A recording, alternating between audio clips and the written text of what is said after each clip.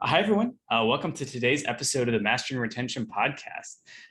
Today, we've got Rudy Saldivar on with us, and I'm Tom Hammond, co-founder of UserWise and your host, of course. Rudy, you have an interesting, I feel like everyone has an interesting journey of like how they got into games, but yours is particularly fascinating kind of through the finance route. And now you're kind of at Robin Games, but before we like dive into everything, I'd love to just hear like, what is your story? Like, how'd you get into games and doing what you're doing today? Absolutely. First of all, thanks for having me on today, Tom. A big fan of the podcast. So I actually started my career in oil and gas as an investment banker. Very different than than gaming.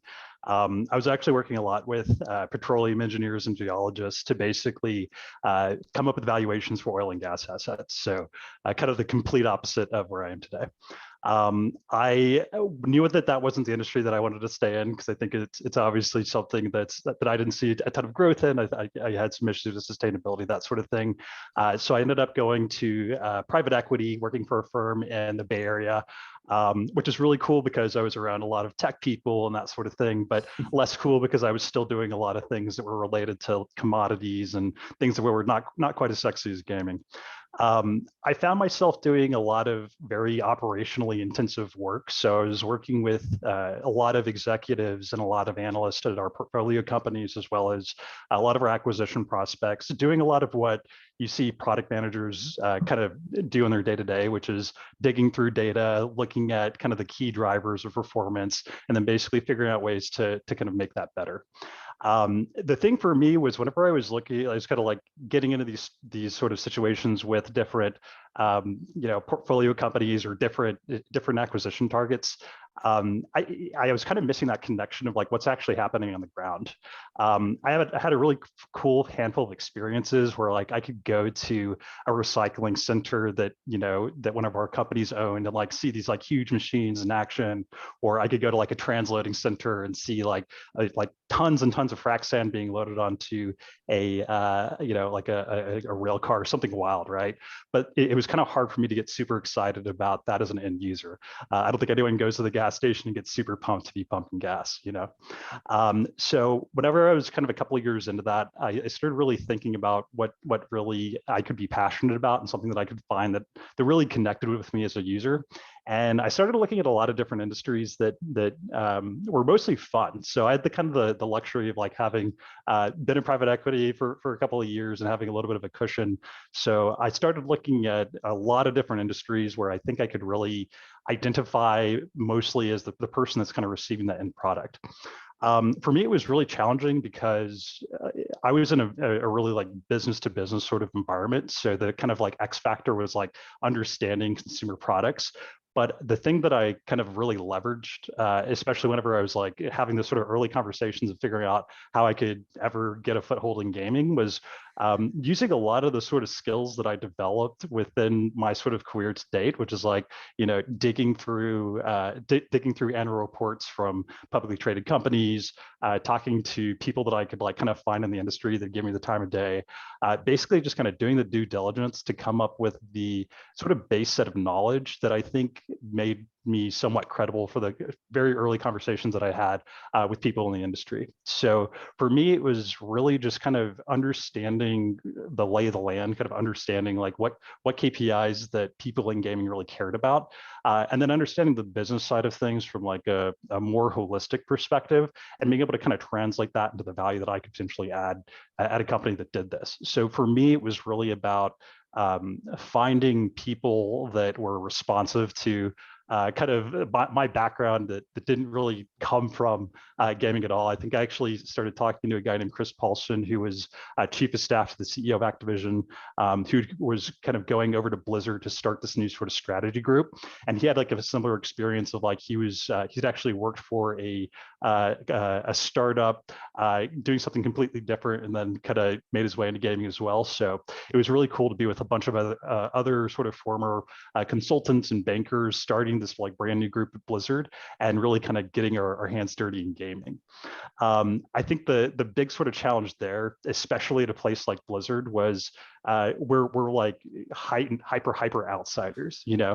And it's a really interesting tension because I think a lot of us were gamers at our core. A lot of us had like grown up gaming, and a lot of us had still like gamed even as we were, working these like crazy hour weeks. So I remember the first guy that I reported to at Blizzard. He'd come from McKinsey, and he would tell me these awesome stories about like, staying up till 2 a.m. working on deals or whatever they were working on, and then from like 2 to 5 a.m. he'd be playing Civilization or something crazy. So it's really cool to see these people who kind of have their like they're not their facade, but the thing that most people see them as and see them doing, but then they have that really cool secret gamer persona, bringing that to light. And then I think really embracing that was like a really cool experience that I think kind of sucked me deeper and deeper into the more operational aspects of gaming that really get me excited. I love that, man. No, I remember in my early career, I was kind of doing some kind of consulting work where we'd go into hospitals and help them install like really sophisticated software and stuff. And yeah, eventually I found one of my fellow consultants. We would both kind of go back to our respective hotel rooms, and then we'd hop on like League of Legends and like play late into the night and stuff. So yeah, I love that. So are you, this whole strategy thing, did you come in with that investment banker thing and then set up this, $70 billion acquisition and, stop? I wish I wish I could have some sort of really amazing story like that, but it's actually a lot less exciting. I ended up actually taking a pretty big kind of like both pay and title cut to get into gaming. So I think that's another kind of big thing for me, and something that I tell a lot of people that I've spoken to that are trying to make a similar sort of move. Usually it's like analysts who are working 100-hour work weeks, hate their life, and are just kind of looking for any sort of hope to look forward to. It definitely takes a bit of sacrifice, and it takes a lot of patience to kind of get from that first state of like, as a strategy guy, I was still a little bit more hands off. I was very lucky at Blizzard early on to be embedded within Team 5, so the Hearthstone studio, which is really exciting. I think I had to work really hard and be very vocal about my interest in like getting more involved in actual game design and production to really get to that step. And even at a place like Blizzard, I definitely got a lot farther than I think a lot of my peers did within the walls of Blizzard. But I think it really kind of wasn't until Scopely that I really got to, start making my own multi-week events, designing gotchas, doing things like that, that I really kind of considered, very nitty-gritty game production and operation, Yeah, totally. And then from Scopely, you're now kind of at Robin Games. Well, what are you guys up to there? Yeah, so Robin's a really cool place to be at. I think the thing that really got me interested in Robin was the fact that they're really interested in addressing a more diverse audience. It kind of redefining what we think of as gamers. Something that gets glossed over, and I think I love these statistics, is that so many mobile gamers are women, right? Like so most I think actually most mobile gamers are women. And I think that traditionally a lot of gaming companies, they don't really appreciate that. I think it's a very underserved, underappreciated part of the market that doesn't really get as much content that they really deserve. So what we're kind of doing at Goblin Games is we're trying to find a way to take what we're calling lifestyle content, and I think that you can kind of think of that as like what you'd see in a design magazine like an Architectural Digest or a Condé Nast, things that people kind of relate more to or would indulge themselves on, like social media, that sort of thing, and then figuring out how to manifest that in a mobile game. So I can't say too much, unfortunately, about what exactly we're working on right now, but it's a really cool design game. It has some pretty unique mechanics relative to what we see from other participants in the space, and I think it's a lot of fun. I'm really excited for it to go out and be in the world in hopefully a couple of short months here. That's awesome. So, being that you have that finance background, I'm sure that everyone automatically assumed that I was going to ask you a lot of game economy questions because it's one of my favorite topics. And I also think, a lot of people, especially like game designers that were maybe like historically trained or whatnot, come in and they don't really think about game economies. At least, games have really shifted from you build it once and you ship it, and then you work on, Diablo 1's first, now it's Diablo 2, then we go to Diablo 3 or whatnot. And most of those traditional games, like you don't really have to worry about the economy that much. Like maybe you balance it a little bit like in the beginning of the game, but usually by the time you get to like the end game and you're super powerful, it's like economies, through the roof. It doesn't matter that you can buy everything because it's like the end of the game and you're super powerful and stuff. Doesn't really work that way in like free to play games. Like you have to actually consciously like think about the economy for the long term, because the player could be playing this for 3 or 5, 10 years. And most people don't think that the game economy actually drives fun, but I would actually argue that a lot of it actually is based around the economy of, if you give too little, it's not going to be fun. And if you give too much, then it's also not fun. And really balancing that out, I think, is super challenging. So with all that in mind, I'd love to hear, like, what's your approach to looking at a game economy, within a game?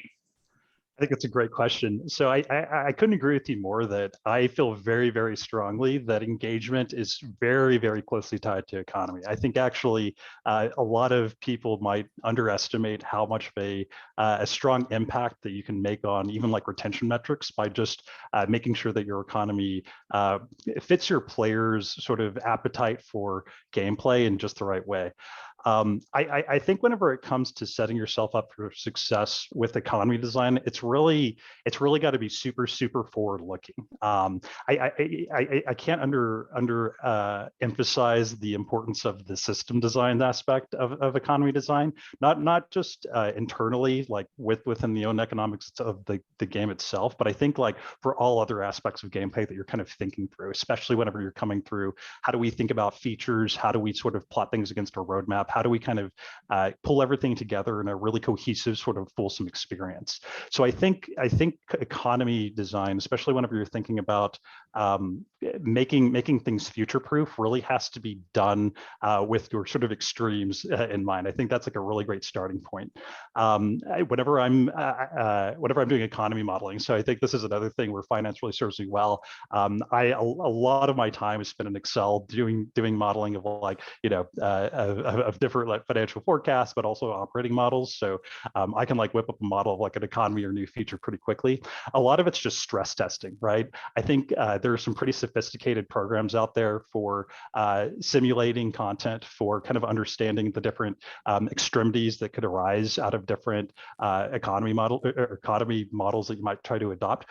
And a lot of the work that I've done so far, it's really been kind of focused with like understanding the actual gameplay that we're seeing players play, for lack of a better word, seeing the actual user behavior, understanding like what their own limits are, and then kind of marrying that to the economy constraints that we put on them for whatever new features, whatever sort of gameplay that we're trying to develop. So I think another really important thing here is really understanding not only the quantitative aspects of like how your users are engaging with your content, but more importantly, the motivations for how and why they're doing that, right? I think it's a really easy trap to fall into if you're looking at something like a login mechanic, right? A daily login reward, and understanding, hey, players are logging in every day and they're collecting this reward, and our DAO wow is amazing, right? I think that's really cool. But if that's not serving some sort of greater purpose, or if that's not really helping you to do anything other than like inflate that KPI, I think you really have to kind of think a little bit more deeply about what your real purpose and motivations are here. And I think something else that really is important here is just like making economy fun, right? I think this is where it's really, really important to put yourself in the user's position of like understanding what it feels like to really be pinched, or to really feel that big reward moment. I think that rewards are exciting in games, right? Like we do so much of gaming is about that validation of victory or achievement, or that sort of satisfaction of like having done something, having achieved something, having earned something, And I think that something that I've learned, especially in working in mid-core titles, has been that players really, really value the time that they put into the game, and they want to see that validated. And it doesn't have to be with necessarily some super overpowered character or some extreme like game-breaking thing. It can be something that just really gives them a note, gives them some sort of mark of appreciation that makes them feel validated and recognized. That's not just sorry. I love that. Yeah. Now I remember I was talking to one of my friends. Actually, we did a Master Retention Roundtable with a few other game economists, and I think one of the lessons that they all agreed on in it was play the build. So no matter how perfect you think in your spreadsheet giving this one gem is going to be to the player, when you then go and play it and then you get a gem and you're like super disheartened as the player, like you gotta go back and actually make it fun when you're, designing it out. Yeah, absolutely, and I think it's definitely requires a lot of trial and error. I think I love the motto "iterate to success." I think economy design, especially, is definitely adheres very strongly to that value. So one of the things you kind of talked about was you should be kind of future proofing or like planning for the future. Um, how far should you be thinking about from like the economy? Is it 3 years? Is it 5 years? Like what's too far? And I think it's kind of hard in some ways to like plan out there, but yeah, what's your approach to that? So I think that's a really good question. I've had the privilege and also the curse of working on games that are like 4 or 5 years old: Hearthstone, The Walking Dead, Road to Survival, and it's very clear that that a lot of systems, whenever they were first devised, weren't necessarily built for a 4 or 5 year old game.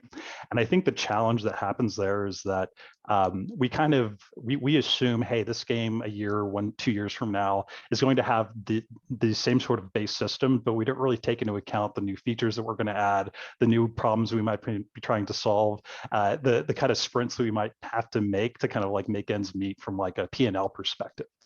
I think a lot of my sort of philosophy, especially now that I'm in an environment building something from scratch and iterating on it, I really kind of think about, the short-term versus the long-term trade-offs. So in my mind, I try to think about the user experience, right? Like, what does the user experience look like at day 30, at day 90, 6 months out, a year, 2 3 years from now? And I really have to prioritize what I think is where I kind of have the give and take in terms of creating that space. So I think it's less about creating like a firm line in the sand of like, this feature is going to give us, years of runway, but really along those 2 or 3 years that I'm going to develop and grow this economy, where do I have the most levers to pull, and where can I kind of move things around to make that runway last as long as I want it to last? For me, it's a lot about flexibility and just being able to be hyper adaptive to the ongoing day-to-day needs relative to your longer sort of product goals. So I think about World of Warcraft, and World of Warcraft has had numerous broken economies, and I feel like just about every time they release an expansion, it ends up eventually kind of becoming broken.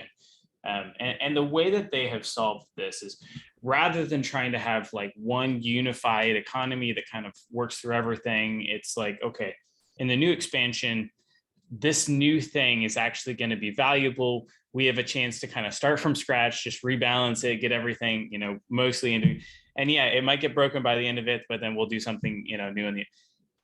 Does that model make sense in like a free to play type of a scene, or, do you really have to try to keep to the one economy, or is it like, should you have different phases of your economy at like different stages in your game? I think something with free to play, especially knowing that mid-core players invest a lot of their own money and time in working with the content that they have, I think it's really important to maintain at least some pretty significant component of continuity. Whenever I've seen games reset, even if it's in soft launch, the KPIs are brutal, right? I think you can look at even Clash Royale, whenever it first launched, there were some pretty significant balancing changes that really were almost devastating to the game, to the audience, right? They came back, but not every title does.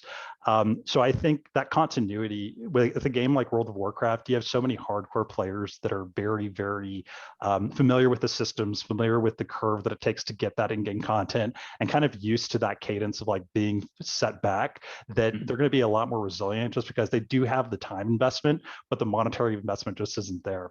Whenever you start to deprecate the monetary value of what a player's put into the game, you'll almost instantly see a pretty severe backlash. I think players get pretty upset. I know players get very, very upset, and they kind of challenge why they continue to play the game, which is something that you never really want to see. Definitely a fine line to walk, because over time, there is you always want more features, and I think that a lot of players want to see new features, but I think it's really important to balance that growth with systems and just processes that really honor the time and the even the monetary investment of your players to date, just so you don't lose that. I think that it's just something that's very risky that you really don't want to have to impair much at all. So for those games that are, I'm going to say 4 or 5 years old, and maybe a lot of players already have the content and they've got massive amounts of things, and you're trying to figure out like, how do I get my spend depth and my progression and things like back in line? Like, is there an approach that you would recommend, starting with? Because I think there's a lot of games that are kind of in that spot. Absolutely. I think the most important thing is to really understand what are your users experiencing now, what's working and what's not working. It's always helpful to kind of know where you've come from and to kind of like know the past and where you want to be. But I think there's no time like the present for like understanding like what is the actual gameplay behavior that I'm trying to like optimize around. I think another really important thing is that mature users, golden cohorts, players that really have stuck with the game for a long time, they have an appetite for change. They definitely are excited to see new things, but I think it's really important not to deviate too far from those foundational elements of gameplay if your goal is to really capitalize and continue to sort of embrace on those core users. What I've found is whenever we've introduced dramatically different features or dramatically new gameplay loops, they actually typically do better with newer users or newer cohorts than our more traditional players. And that's just because our old players don't really want to go through all the pain of learning these new systems, especially if it's not going to be super additive to that foundational gameplay. So I think like I cannot preach enough. Really respect your core loop and don't lose sight of that, no matter how old your game is. Yeah, that's great. You talked a lot about spreadsheets and stuff. Have you ever tried using like machinations for modeling? I know sometimes you can do like, hey, play this 1,000 times with X number of users and kind of see the modeling over time. Yeah, so I've run a lot of internal sort of simulations. I've done some bigger simulations on SQL as well. I've had the privilege, especially at like Scopely and even to a very small extent at Robin, it's just kind of hard with resources to leverage data science. We currently aren't. We've explored using simulations. There's a simulation program from Unity that allows you to like do a lot of balancing for things like economy design. It does require a bit of upfront work, and I think it's something that requires a pretty dedicated investment. So I think for smaller studios like us, we're kind of reliant on less fancy, less sophisticated algorithms. But I think the larger studio environments definitely have those resources and you can do it. In my experience, like whatever I've been going through my own sort of more novel economy constructs, I've been able to make do with less sophisticated or less like machine intensive sort of training algorithms. But I know especially in the casual space with like match 3 design, it's pretty much a staple now to kind of run those AI driven processes. Yeah. No, machination is kind of cool. I've not really used it that much. I always just default back to Excel because I'm kind of lazy and do what I like. But I've seen people make some really cool simulations really fast. And apparently they have like a Unity SDK and stuff too. So that like if you model up something that works well, you can just like click a button and it'll sync to those values in Unity or whatnot. So you can just kind of like tweak and optimize. So it seems cool, but yeah.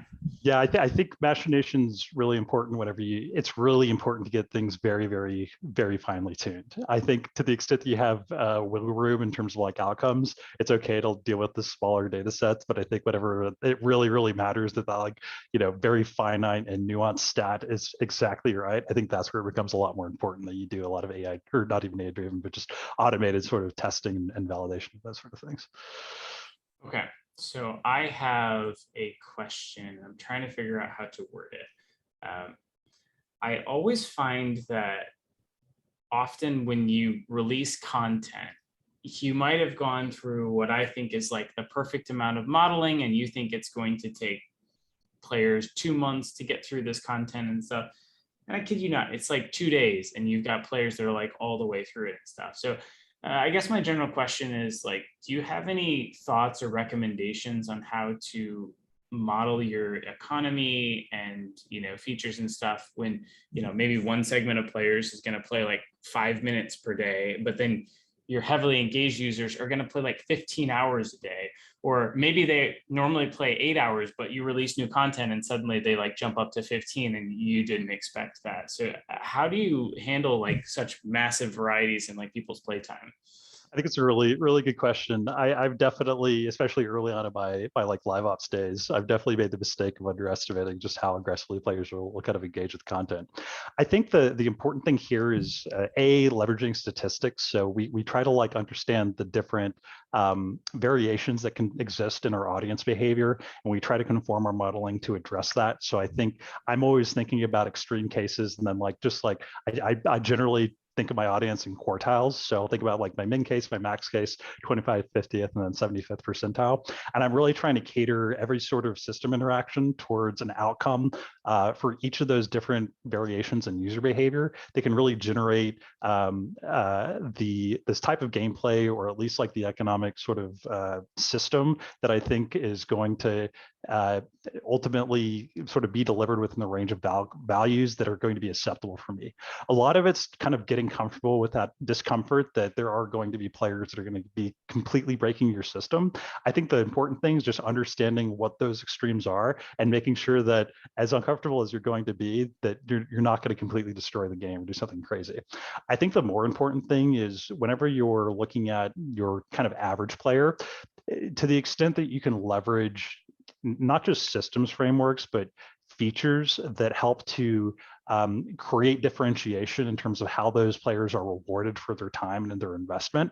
I think that's actually something that I've leveraged a lot, just because it helps to create natural barriers to things like oversourcing. So for me, a feature that I cannot, that I really, really love, that I've used very aggressively, has been like achievements and mission type of features. So things like complete X number of projects a day, do, completely do things like not just log in, but like use currency or do X, Y, and Z in like a project or whatever.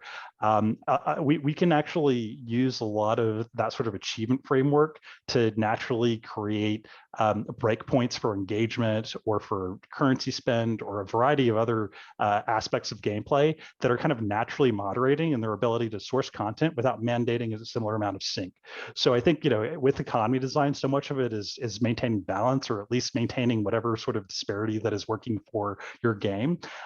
I think to the extent that you could actually like gate certain outcomes behind engagement thresholds or spend thresholds in a very naturally surface way to players, the better off you're going to be, just because A, those systems are super dynamic, easy to tweak on the fly.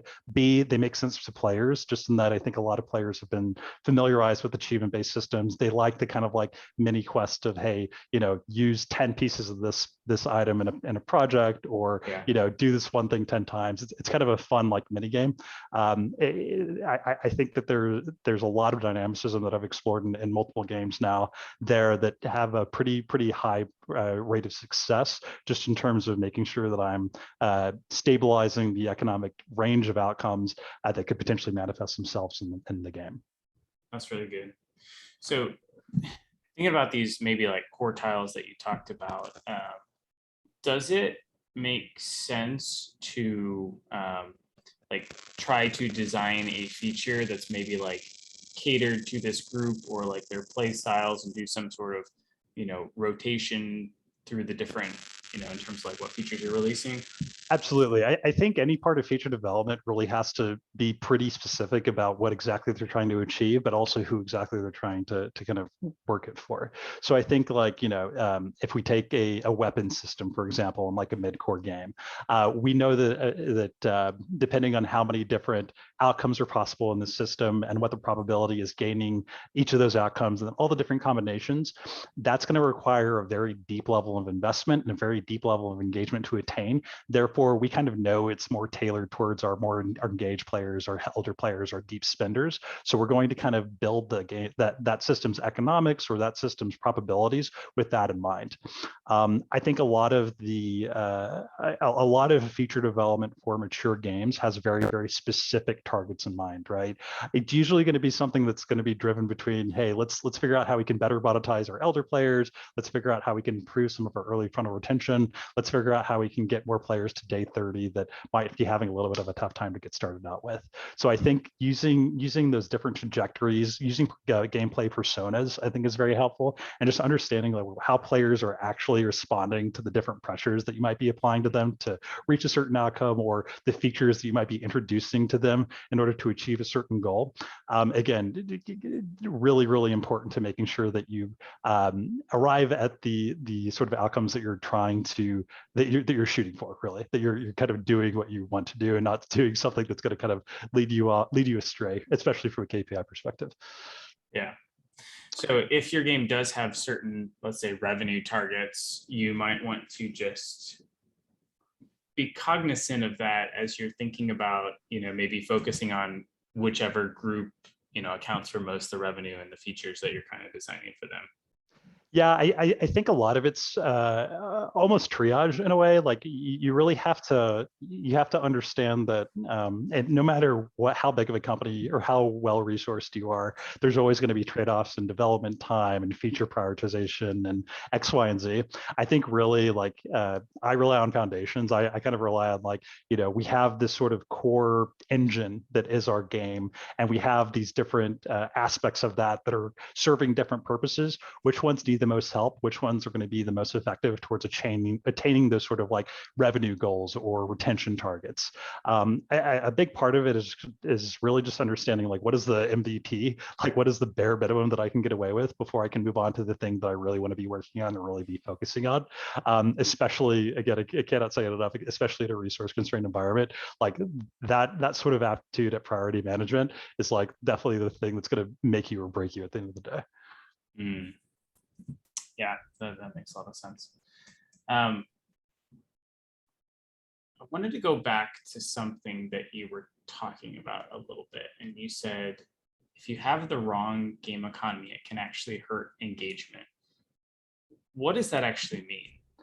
So I think the easiest example of this is a game that's like extremely pinchy mid-core game, right? Like they'll kind of give you a really amazing Fatui. They'll maybe have like a great hour or two of session, and then you hit a really hard wall where you cannot get past it without monetizing. I think we've all experienced that sometime or another in a game that we've played. I think the challenge with that is that if you have a really, really dedicated hardcore user that's going to make it through no matter what, great. As long as you can monetize them, you might have a viable product.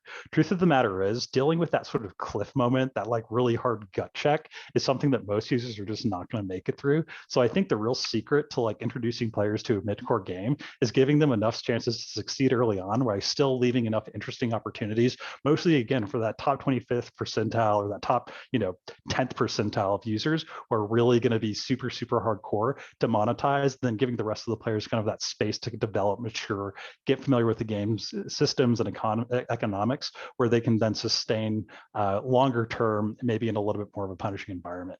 But I think really it's about how you nurture that early player experience, how you sort of build resiliency and sort of like train those users and what to expect without being too punishing too early on.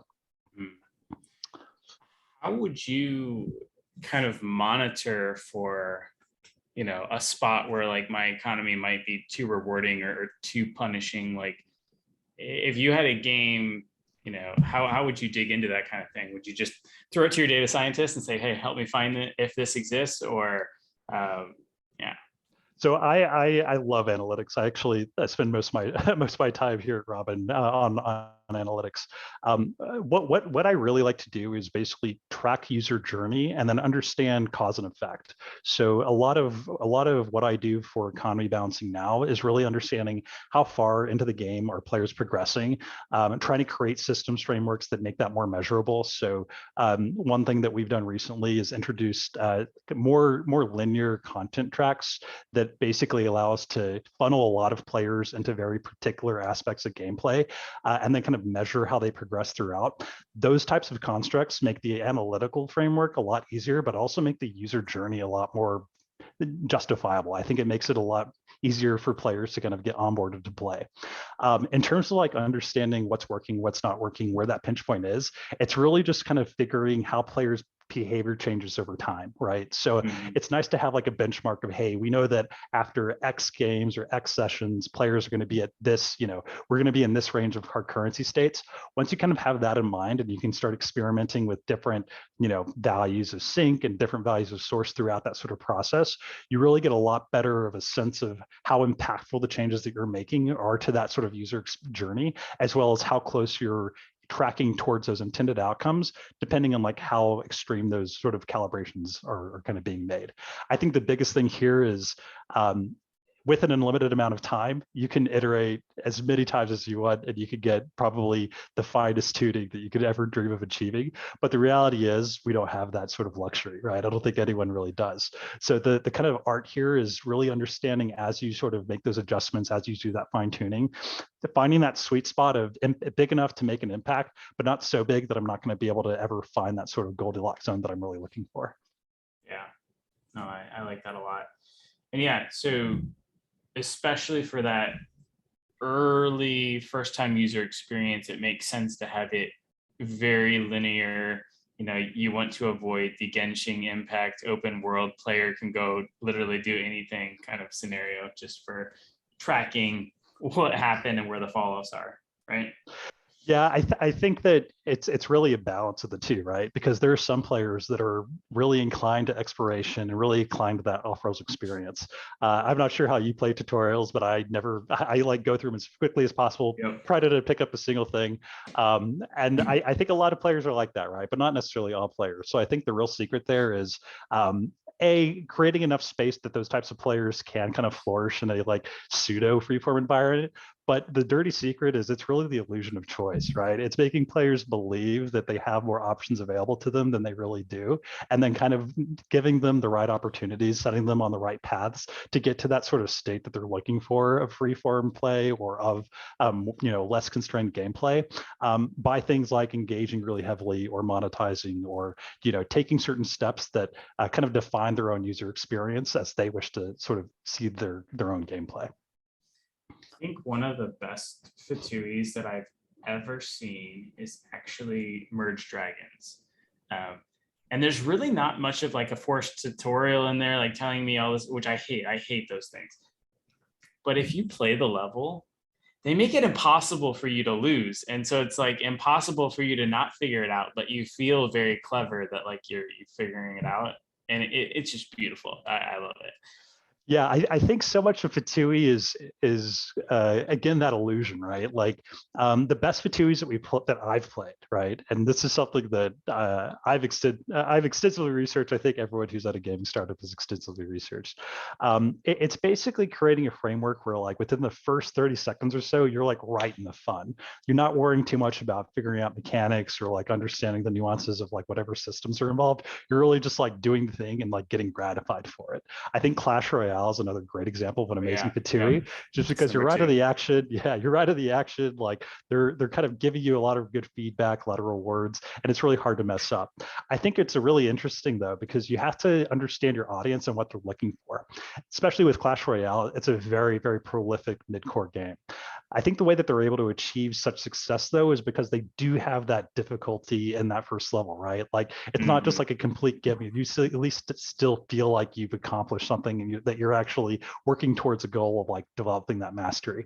Understanding your audience in that respect is really, really important because it's going to be the difference between a player picking up your game, having like a really easy experience and not really understanding that, hey, this is actually a really deep and involved gameplay, or it's like a match 3 or it's something that's a little bit more casual where you actually want them to understand right off the bat, hey, this isn't going to be a super difficult journey. This is something that's going to be more, a little bit more manageable. Like setting those expectations is definitely another sort of like art form, I think, but super important to understand if you're going to engineer the retention curves and the sort of longer term audience outcomes that you're trying to achieve. Yeah, that's great. I wanted to switch gears just a little bit. You touched on feature prioritization and feature rollout and stuff, and I think this is something that is super key. One thing that I honestly think is missing in the industry. We've got all these great tools like App Annie and Sensor Tower and Game Refinery that help you like at a high level figure out what game should I make. But I feel like once you have that game, actually figuring out the features and how to implement the features and what parts of those features are liked by users or not, like I feel like that's missing. So if anyone's listening, go build that. You'll probably make $100 million for you. Because there's so much wasted time that goes into, I see teams spend 2-3 months on a feature and it moves nothing from a needle perspective, right? So thinking about features, I've seen some studios do this, and I find it curious. I'm curious what your thoughts are. They make a new feature or hack whatever together, and rather than releasing it as a full feature, they release it as a live ops event to like test it and learn, do people reside to it? Does it work well? And if we messed up, we can shut the event off and we can tweak it and maybe try it again or launch the full feature after we've optimized it. Have you ever used that technique before?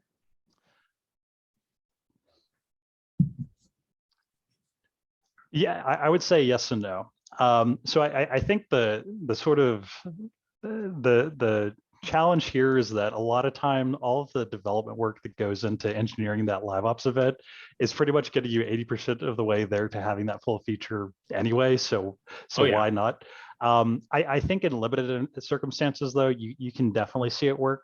What I've tried to do before, and this is never actually manifested into like a full-blown feature, but it's gotten somewhat close, is do the closest version that you can achieve to that with like whatever scrappy sort of tools that you can achieve, right? So, I think that with The Walking Dead, for example, right? Like we did a lot of work with like sharding and things like that for how we delivered content to our players. We use that as like kind of a prototype environment for a bigger feature that released kind of just after I left, which is Conquest Mode, which is very heavily sharded. Looks a little bit more from a systems design standpoint like AFK Arena. You can definitely test the waters and get like at least an approximate sense, but I think overall, if you're really questioning a feature, if it's going to help your business or not, I think it's kind of an all or nothing proposition. I think it's really important to be true and honest with yourself with like, hey, do we really think this is going to help retention? Do we really think this is going to help monetization? And I think it's important to look at your peers. There's actually a lot of information that you can learn just by looking at DAU or install volume or monetization from how successful a new feature might be. That's something that I've done countless times, and I'm sure many people have done countless times, which is basically say, hey, this game just launched this achievements feature, or this game just did this balancing change. That's what I'm saying. Like we need the tracking so I can go back by release and see like what features came on that release, and then I can track that against the monetization. That's what I want. Exactly. I want that too. And honestly, I think here at Robin, so I've been working. I work with like a producer, and I had another PM, and we did so much competitive research. Like our ability to reverse engineer a lot of our title or a lot of our competitors and our sort of design keys or emulation targets, systems frameworks, and so even like economies. We spent a lot of time understanding that, and I think we also spent a lot of time just like getting as much detail as we could from those games, communities and like Facebook groups, things like that, to really try to pinpoint what's working, how players are feeling about it, and then how it's affecting their KPIs. I think the hardest part here is telemetry, right? Like it's really understanding, how do I kind of rule out the noise, other factors that might be affecting this, and how do I really understand the result? I, just like Utah, would love to understand better like how to kind of perfect that, but I think we've actually gotten pretty close for what could be done, and just by paying really close attention to our sort of our benchmarks, communities, and like using the data that we have available through things like Sensor Tower to kind of get us across the finish line or get us as close as we can get. Yeah, no, that's great. Actually, So I did a deconstruction of Genshin with a couple other folks. Oh, it's been like a year or so, a year and a half. Yeah, time flies, man. But one really interesting thing that I actually uncovered. So if you look at my Hoyo's games over time, like you see them heavily evolved, as often happens with anyone really successful. Like Playrix kind of stays in the same genre, and you can see that they build on it. Scopely does it too. But you look at my Hoyo's like journey over, and their game before Genshin was Honkai Impact Third. Now, digging in, the concept of this open world Genshin came out like February, a couple years before it was released. And then work didn't actually start on it. 3 months later, they released an open world thing within Honkai Impact, and it had like the biggest impact on like revenue and things, there. And very shortly thereafter, Genshin was greenlit and started with $100 million of like building it out. So like they kind of used this like feature / live ops event to like test, hey, this is actually really works. And they took the core of it and, built Genshin and everything. But it was very fascinating to kind of watch that validation happen to the full product there. I think the other company that I've seen, do this before is like League of Legends. They've got their core game, and then every so often they'll release like a game mode. And once a game mode has like a certain level of like engagement and love and stuff, they'll actually permanently release it. Like I know ARAM, did that. And I thought that was super clever because, well, one, players love this concept of new and trying things out. And I think that if they've set up their live ops tools like I would, and user-wise correctly, it shouldn't take that much work to be able to change the rules on those, game modes to launch them, effectively requiring probably basically zero dev work. And then, once you're finally decide, hey, this actually works well, then you can, take the steps to fully, turn that into a game mode proper kind of a thing. But I digress a little bit. Let's say, going back to game economy, I have one little question here I wanted to touch on before we kind of wrap up. So I know we're out of time.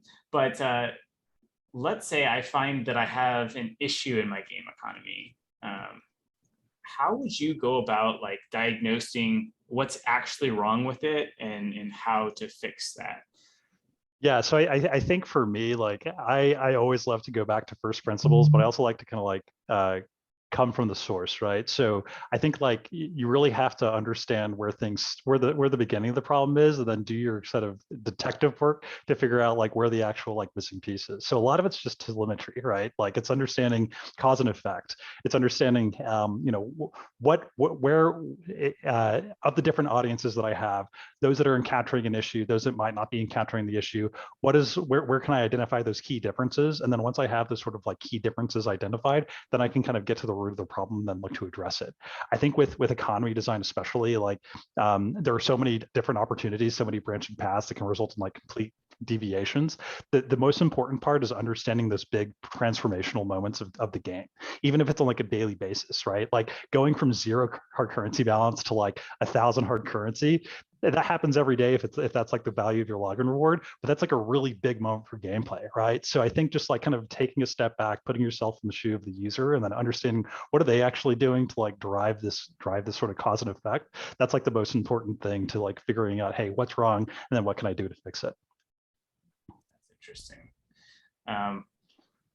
Do you ever, or have you like used some sort of tool where you can like clone the player at like a certain moment of time in their game and like play through where they're at? Or how Absolutely. how do you actually figure out like what this player is trying to do? So like to me as a player, like when I play Clash Royale as an example, I always feel like they give me the stupidest like offers in the store. It's like, dude, I've been trying to level up Royal Giant for 2 months now, and why are you giving me archers? I never used archers. Like that's stupid. Like give me Royal Giants. I only need 500 more. Like I would spend on that to finish them right now.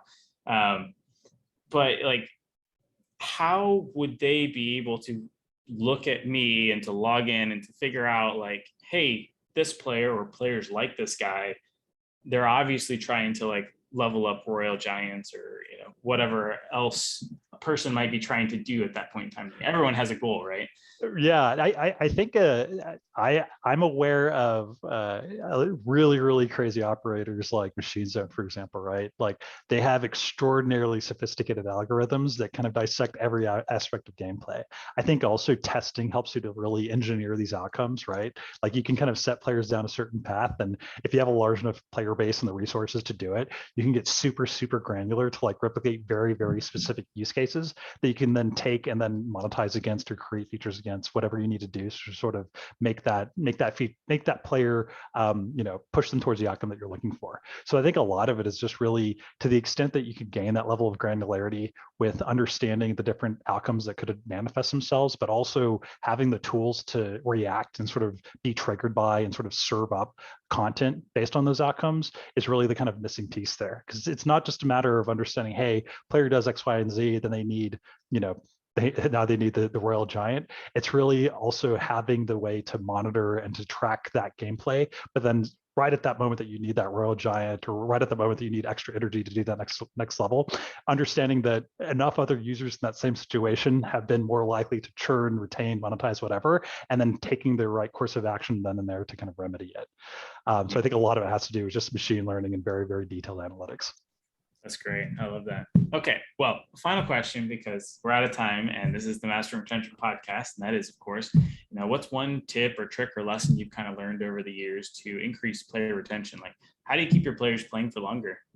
For me, it's been immersing myself in my products. Like I remember when I was working on The Walking Dead, I was playing like 40, 50 hours of the game a week. I think for every game that I play, I really try to get in and know exactly what the users are doing. And I try to get involved in the community. I think that's a really big, important part. So for me, it's really just understanding what my players want, what they really care about, what they're interested in, and then doing all that I can to create the experience or deliver the content to them that I think is going to create that level of satisfaction that I kind of like experience myself and that I know that they value deeply.